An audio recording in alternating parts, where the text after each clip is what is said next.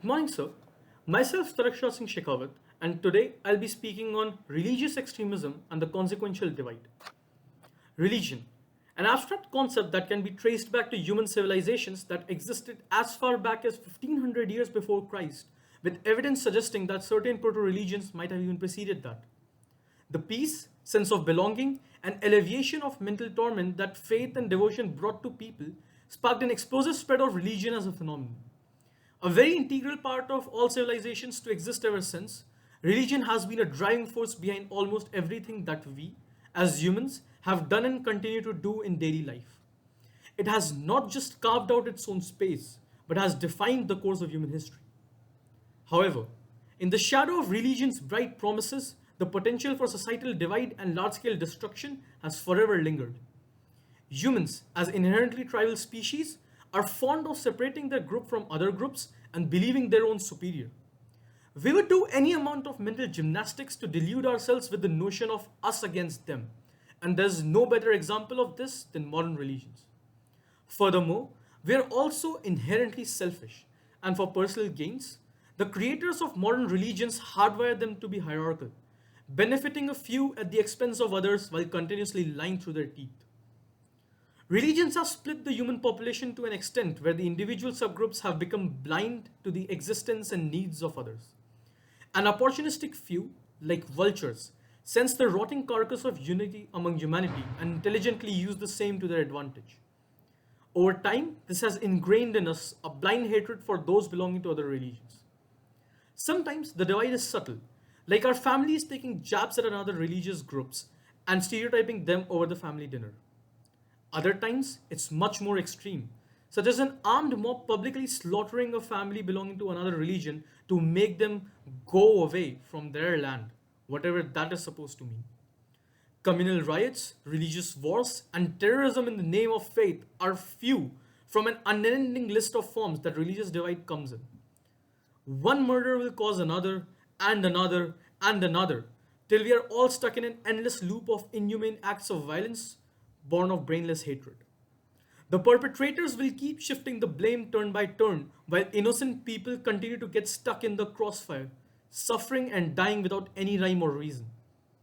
Our leaders continue to hammer in their religious agendas in our heads through fear mongering and open hate speech that the media then happily presents to the public as facts.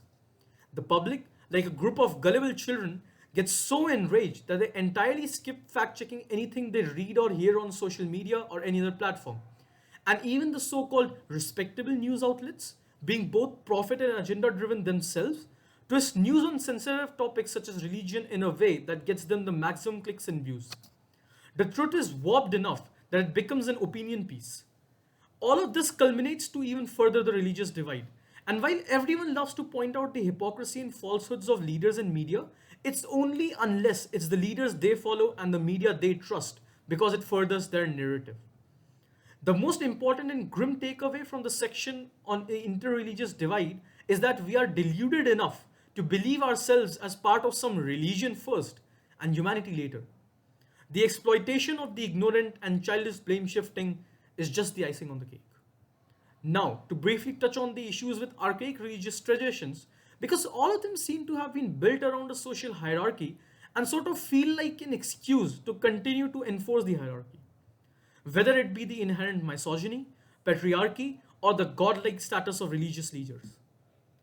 We are now very much out of the era where widows had to die bathing in flames because their religion stated so, and yet some beliefs and traditions that frankly belong locked away in a museum still somehow continue to exist. Let's look at the state of misogyny. Patriarchy is a common phenomenon in even the more educated households in developing countries like ours. Fathers still aren't prepared to send their daughters to school, and women are still getting slain over just wanting to not cover their faces with a burqa in countries such as Iran. Men of God still ruling women as properties of their fathers and husbands to be used and disposed of after they are abused, assaulted, and dead on the inside. These two-bit counterfeits still use their religions to justify their bigotry and wanting nothing but personal, selfish gains. All claim theirs to be the religion of peace, while the venomous snakes thrive in the murky depths of the same religions. Then there are also the divisions within religions that designate the worth and opportunities of a child at birth itself. A great example would be the caste system in India. Born Dalit, you are now unfortunately filthy and only fit for cleaning toilets for elites. And if you somehow get a decent job through reservation quota, now you're a thief and stealing opportunities from people who actually deserve it, unlike you. This is the mentality of the elite today.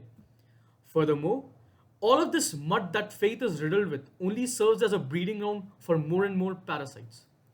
So, while faith and belief serve as the only hope for millions of downtrodden people, it's the extremism that has muddied the waters as all our hands oil the machine that will inevitably lead to a civil war and large scale destruction of life. One could go on and on about the urgent necessity of unity and empathy beyond religious divide, but I think this quote concludes it better than I will ever be able to. The old appeals to racial, sexual, and religious chauvinism and to rabid nationalist fervor are beginning not to work. A new consciousness is developing which sees the earth as a single organism and recognizes that an organism at war with itself is doomed. We are one planet. Thank you so much.